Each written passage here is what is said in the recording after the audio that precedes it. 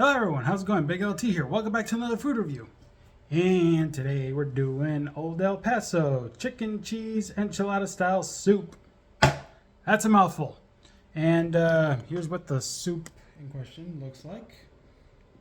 Because, Lord behold, I'm not going to be able to show it to you just by having a standing camera like this. Well, it's my phone, but I mean, I could try to do this. I mean, I guess I could have, but whatever.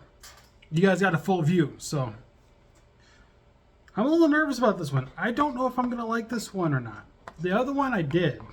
This one's a little questionable because I'm not a big fan of like enchilada. I like tacos, don't get me wrong, but when it comes to tacos, it's just the shell and the meat.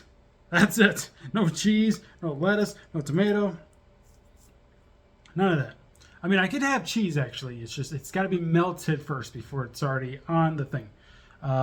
Just putting shredded cheese over in your taco, it just doesn't appeal to me. But if it's like already melted before it goes on the taco, like basically nacho cheese type melted or whatever, I think that's fine. I don't mind that. But it's not soupy. It's got to have that gravy like consistency a little bit to it. Depends on what people think about gravy. Sometimes I like it runny, sometimes I like it a little more on the I can't think of a way to describe it. Saucy? I don't know. Not soupy, but thicker, I guess is where I'm trying to go with that. Anyway, I'm gonna have the broth first before I try anything else in the soup. So here we go.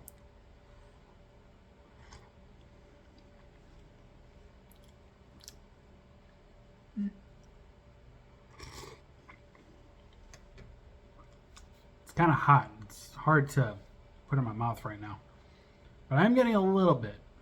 I think it's got some kind of pepper and flavor in there. Nothing like spicy or anything. I think this is like more like red or green pepper, maybe.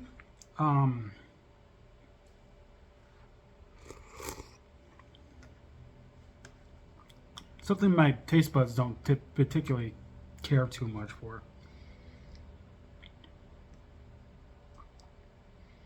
I forgot to grab my milk before I started this, but oh well.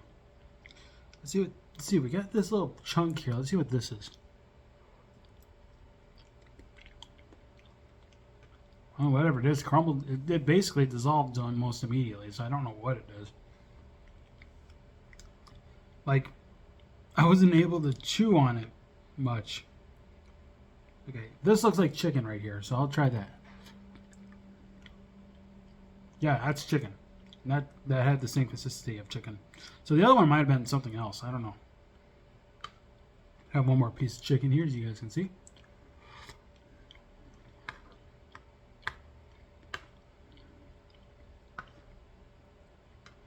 Okay, I think these are vegetables here, so.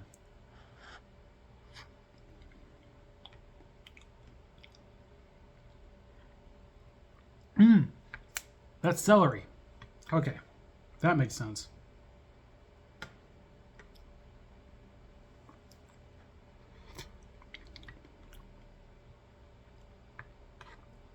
I'm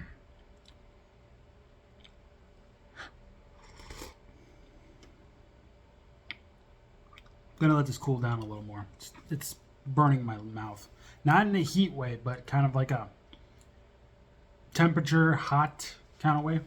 So for now, let me read the ingredients. We got chicken broth, cooked white chicken meat, celery, tomatoes, onion, vegetable oil, sweet green pepper, so there's the pepper, cream cheese, modified food starch, and then contains less than 2% of cheddar cheese, corn protein, soy protein concentrate, water. So you don't have to add water, obviously. Actually, I knew that because it says right here on the can, do not add water. So you don't need to add water. Red bell pepper, but there's an asterisk next to it, so there's probably something involved with that. Spice, can't taste it, so. Cream, I can taste that. Natural flavor, salt, chicken fat, sugar, onion powder, soy protein. Oh, soy protein isolate. Sorry. Didn't know there wasn't a comma there. Tomato extract, chipotle pepper, also with an asterisk next to it. Chives, same thing. Garlic powder, flavoring color with paprika extract, beta carotene, and whatever this other one is. I don't know that. Maltodextrin, citric acid, sorbic acid for preservatives. And I guess the asterisk is just dried. So it's dried red bell pepper, dried chipotle pepper, and dried chives. That's what it is. It contains milk and soy ingredients.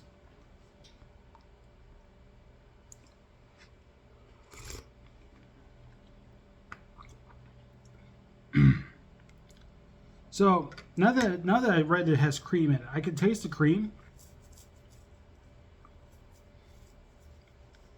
I can taste the cream, but that's about it. Like, I can't taste anything cheese related. I know Scotty would be upset with that one. Not cheese. I mean, it's chicken cheese, my guy.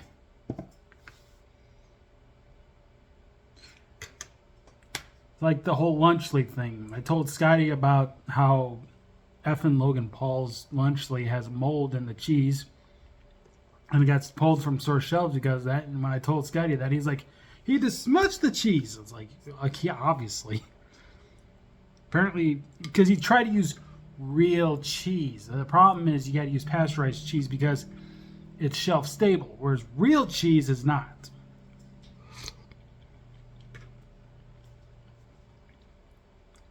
Real cheese on the store shelf. First off, if it's real cheese, it has to be refrigerated the whole time. But second off, it's not shelf stable, so we get mold pretty quickly.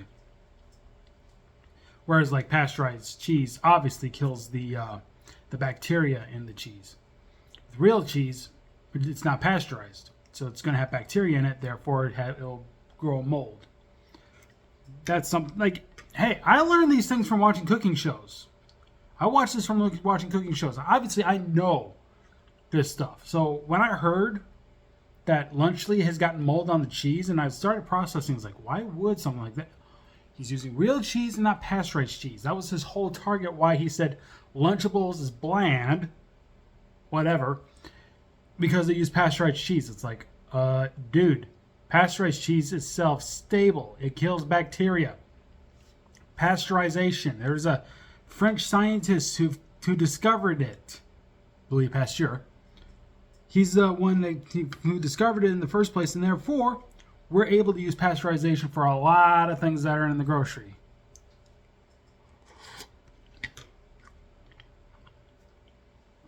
If it wasn't for that, we wouldn't have cheese. We wouldn't have various milk stuff. Not like, actually, I don't know if ice cream's counting one of them, but nah, I don't think so. Because you need to heat the stuff first in order for it to kill the bacteria. It has to be at a certain degrees. Yogurt, maybe, I guess. Yogurt, pudding, I don't know. Stuff like that, various milk stuff. But then he also got like beer as well that I think also revolves around that.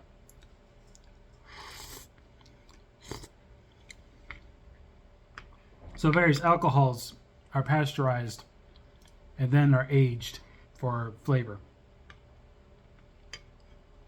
before they are shipped to stores where consumers, probably you guys, not so much me because I don't drink alcohol, but you guys can actually drink that stuff when you buy it from the liquor store. When you're of age, obviously.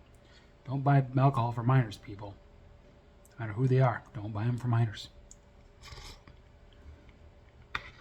They get thrown in jail for stuff like that.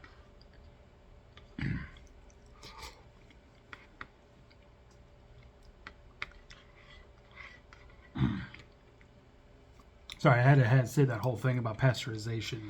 Get that out of my system.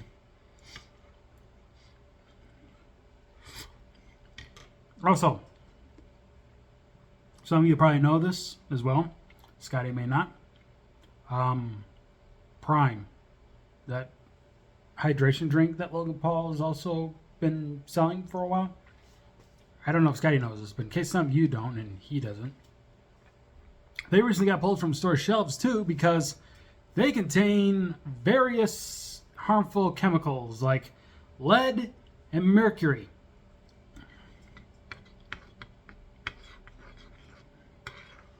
I'm glad I don't drink that stuff. I'm glad. I'd rather drink milk. Let's be honest. Milk is more healthier for you than any real, I wouldn't say that. All sports drinks. I'm sure there's some sports drinks out there that are probably healthy, but to me, it's just juice and sugar and water most of the time. Like Gatorade, for example. Originally, it was meant to be a performance booster for athletes to keep up their energy while playing like playing football, for example. Me personally, I like drinking milk. Why? Good for the bones. Good for strong bones. And I've never broken a bone in my body over my 35 years of being alive. I drink milk on a regular basis. Anyway, before I get any more rants here, let's go ahead and give this rating. I don't remember what I gave the other one. I'll guess 8 out of 10. I'll give it an 8 out of 10. It's not too bad, actually. I was a little worried about this. I was worried about this because I wasn't sure how I was going to like it. I mean, it's old El Paso, and I don't know about enchiladas to justify it.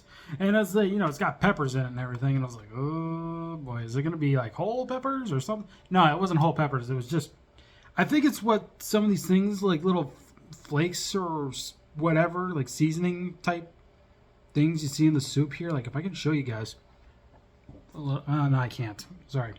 And I don't want to put the camera down towards it because then if it falls off the tripod, it's going to land in the soup. And then I'd wreck my phone in the process. Here, let me try this. You can kind of see it there. It's that little stuff right there. That's the red pepper, I think. Was it red pepper in there? Or am I thinking something else? No, chipotle pepper. Sorry. That's chipotle pepper. The green thing here. That's the green pepper right there, if you can see that. That's how big they are in the soup.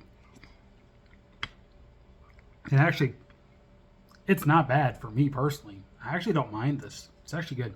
There are other flavors, but I'm not going to do those. Maybe Skydie will do it for his channel. I don't know. It depends on what he thinks. Actually, I think one of them was a spicy flavor. I can't remember, but I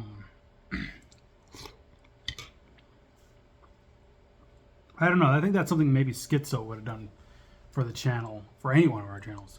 If he were to live here, he's supposed to be here next. He's supposed to come back to town next year in the spring. By then, I'm sure reviews have already been done and said and over with, and it's just a little late. But anyway, sitting here for 13 and a half hours talking about the soup and talking about pasteurization and Logan effing Paul. I'm going to wrap things up here. So, thanks so much for watching this food review. Of course, I've been BigLT. Sorry you probably saw that right there on my lip. But I'll see you guys next time for another food review. You have a good day. Take care. Bye-bye.